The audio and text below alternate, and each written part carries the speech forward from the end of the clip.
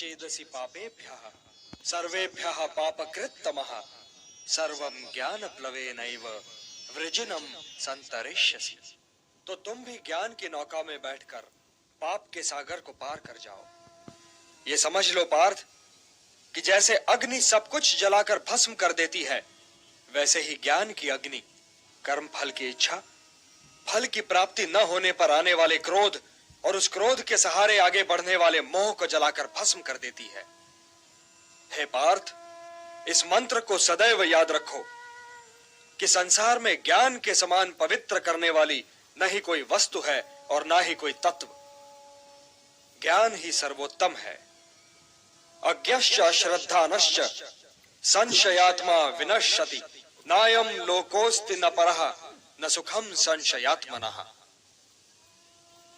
जो अज्ञानी हैं, जिनमें श्रद्धा भाव नहीं है, जो बात बात पर शंका करते हैं, संशय युक्त हैं, वे तो नष्ट हो ही जाते हैं और उन्हें ना इस लोक में सुख मिलता है और ना ही परलोक में। इसलिए हे भारत, संशय को त्यागो और तुम्हारे भीतर जो मुनि बैठा है उसे जगाओ। ज्ञान योगी बनो पार्थ, ज्ञान योगी बनो और समझ लो कि ज्ञान की चरम सीमा ही कर्म संन्यास है। आप कर्म संन्यास और कर्म योग दोनों ही की प्रशंसा कैसे कर सकते हैं केशव? ये दोनों एक दूसरे को काटते नहीं बंधु, और कल्याणकारी तो ये दोनों ही हैं, किंतु इन दोनों में श्रेष्ठ है कर्म योग। वो क्यों और वो कैसे?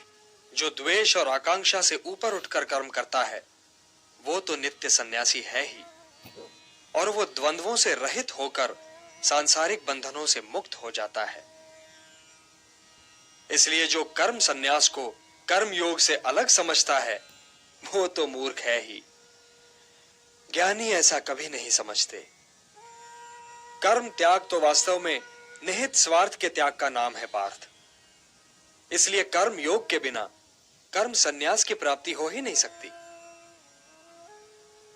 कर्मयोगी को तत्वों का ज्ञान होता है और उसका देखना न देखना, सुनना न सुनना, चखना न चखना, जागना न जागना, लेना न लेना, छोड़ना न छोड़ना, और उसका हर कर्म लोक कल्याण के लिए होता है।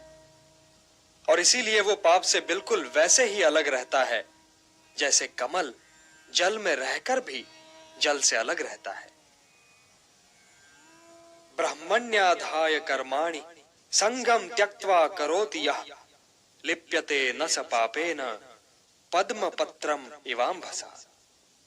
हे धनंजय, कर्मयोगी कर्म फल को त्याग कर परम शक्ति को प्राप्त होता है और 9 द्वारों वाले शरीर रूपी घर में सुखी रहता है। मनुष्य के भ्रमित होने का कारण यह है पार्थ कि उसका अज्ञान उसके ज्ञान को ढक देता है, और जब आत्मज्ञान अज्ञान को नष्ट कर देता है तो ज्ञान उस परम तत्व को सूर्य की भांति प्रकाशित कर देता है, और ज्ञानी इस नश्वर जीवन ही में परम सत्य को प्राप्त कर लेते हैं। उन्हें जन्म पर जन्म नहीं लेना पड़ता, वो इसी नश्वर जीवन में मोक्ष को प्राप्त कर लेते हैं।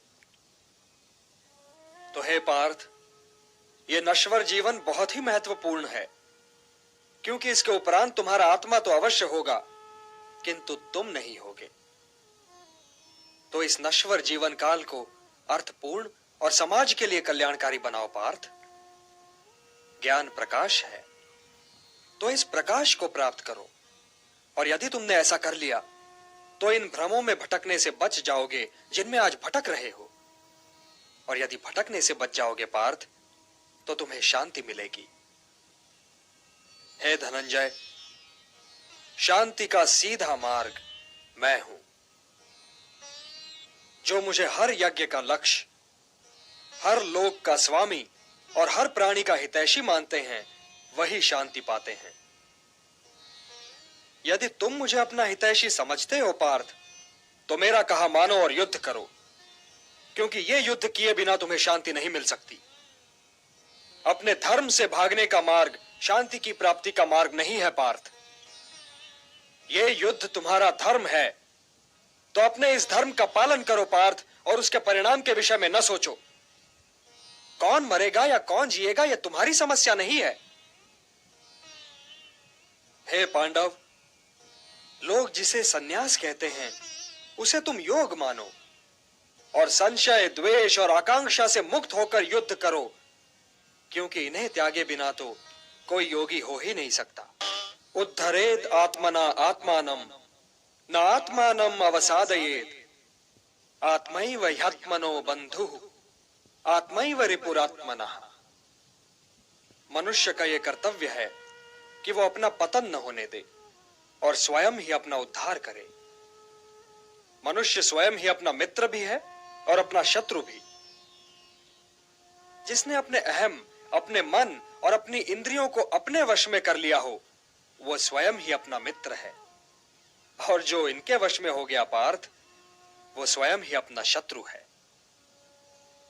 जो शीतकाल और ग्रीष्म काल, सुख और दुख, मान और अपमान में शांत रहे और संतुलन रखे, वो जितेंद्रिय पुरुष सदैव परमात्मा में लीन रहता है। किंतु हे पार्थ, बहुत खाने वाले या बिल्कुल ही न खाने वाले, या अधिक सोने वाले या बिल्कुल ही न सोने वाले को ये योग सिद्ध नहीं होता। जीवन संतुलन का नाम है पार्थ, और संतुलित ढंग से जीने वाले मनुष्य का योग उसके दुखों को हर लेता है।